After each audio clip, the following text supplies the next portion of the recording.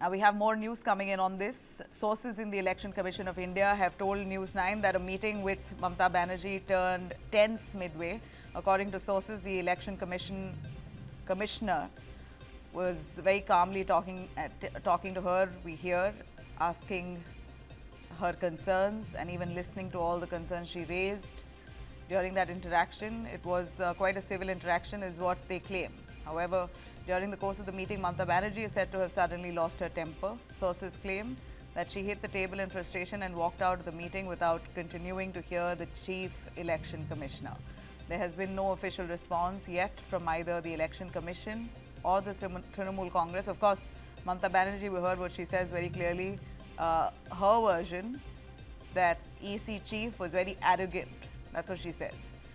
Savya Sachi bringing us a little more in detail. Savya, go on. Tell us a little more on what exactly transpired.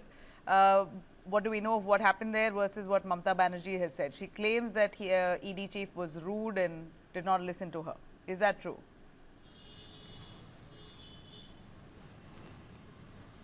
Well, it's all about narratives. Chief Minister Mamata Banerjee, after coming out from the meeting, said that the CEC did not listen to the Trinamool Congress delegation. In fact, she levelled serious allegation against the CEC, telling that the CEC misbehaved with the Trinamool Congress delegation, and that is the reason why the TMC delegation, which was led by Chief Minister Mamata Banerjee, decided to boycott the meeting and walk out. Now, several questions have been raised by Mamata Banerjee.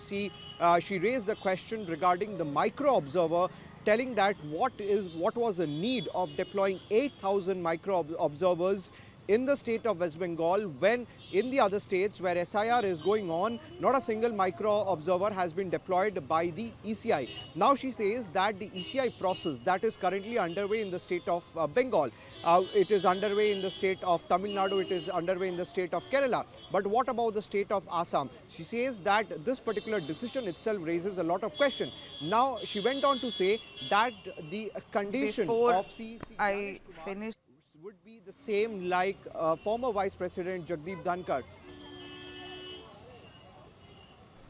Right. Stay with us. We have some more information coming in on a death toll that's currently sparked a lot of chaos in West Bengal owing to the SIR drive. Fresh figures have now emerged on the human cost of SIR-related incidents in West Bengal, revealing quite a sharply rising death toll. As of today, a total of 194 SIR-related cases have been reported across the state. At least 152 people have lost their lives. Among common citizens, 147 cases have been recorded, 135 deaths confirmed.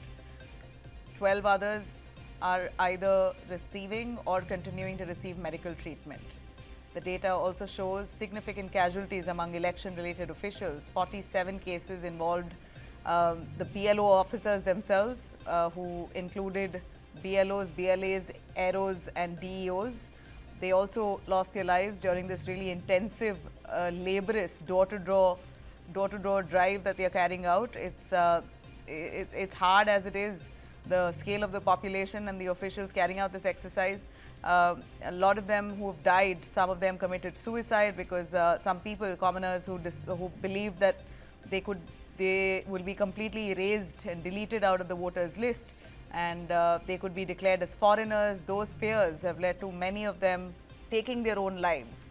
And of course, apart from that, the BLO officials who in strenuous weather conditions have carried out this door-to-door exercise have also died out of ill health.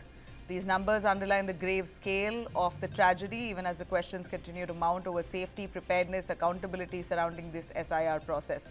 Savya, the numbers are staggering. 194 people who died just during this SIR drive in West Bengal alone. I know there have been different states that have also reported deaths, but is there any word from the Election Commission on this, on why this is happening? Oh. Well, the ECI has rejected all the allegations that has been levelled against them by Chief Minister Mamata Banerjee. In fact, the ECI said, the ECI sources told News 9 that when the meeting began, CEC Gyanesh Kumar was listening to Chief Minister Mamata Banerjee very patiently. But after a point, Chief Minister Mamata Banerjee became aggressive, became angry, and she banged on the table and she left the meeting, and she did not listen to CEC Gyanesh Kumar. Now, this is coming in from the ECI sources, and the ECI sources also tell us that the allegation which has been levelled against them by Chief Minister Mamata Banerjee and the Trinamool Congress government is absolutely false. Now, Chief Minister Mamata Banerjee says that there is a lot of mismatch going in the state of West Bengal.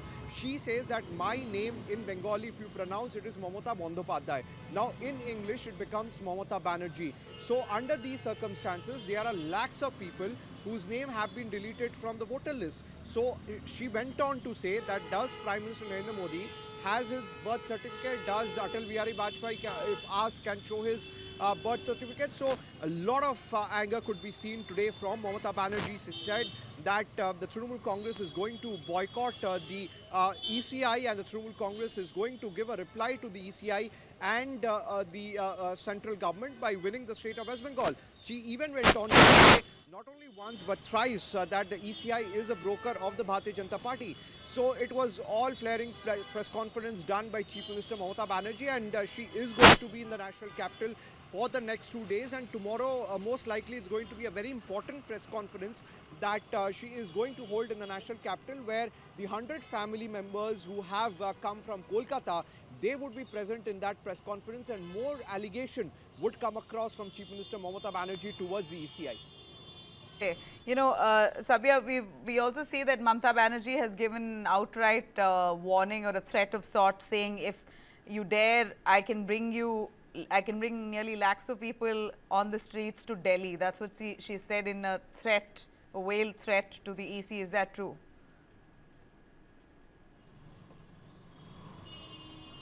Well, definitely. Mamata Banerjee has said that she can bring lakhs of people on the streets of national capital to hold agitation.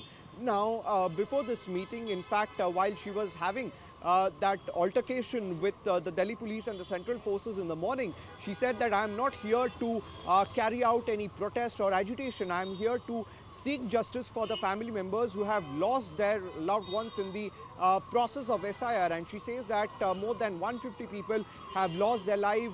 There are lakhs of people whose name has been removed from the voter list because of mismatch, and we are here to seek justice for them. And she said that I am not here to carry out any agitation, but if there is some sort of what's coming in from the ECI, if things does not go according to plan, then we are going to see a massive protest by Mamata Banerjee here in the streets of the national capital. She in fact said that over 2 crore people name has been removed from the voter list so far. So she has been levelling serious allegation against the ECI, and from the very day one she has been maintaining the same fact that the ECI is working on behest of the Bharatiya Janata Party, and she brought in several examples. She brought in the example of former Vice President Jagdeep Dhankar. She brought in the example of former Prime Minister Atal Bihari Vajpayee, L.K. Advani, and she said that the ECI from the very beginning is working on behest of the Bharatiya Janata Party, and that would not last for a long, and the ECI would fate, the CEC Gyanesh Kumar would have the same fate as Gyanesh Kumar if he keeps on working for the Bharatiya Janata Party.